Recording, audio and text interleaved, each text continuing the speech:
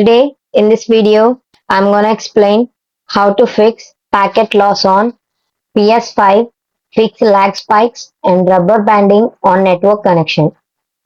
Go to settings, then go to network and go to settings, then click on setup internet connection. Now click on your Wi-Fi name, then press options button from the controller, then go to advanced settings, then go to MTU and change it to 1450 or set 1473.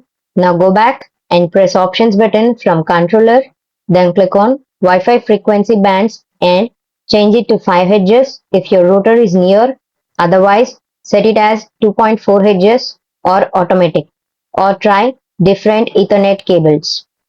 By following these steps, you can fix lag spikes and rubber banding on network connection. If this video helped you out, please leave a like and comment down below. If this worked for you, thanks for watching.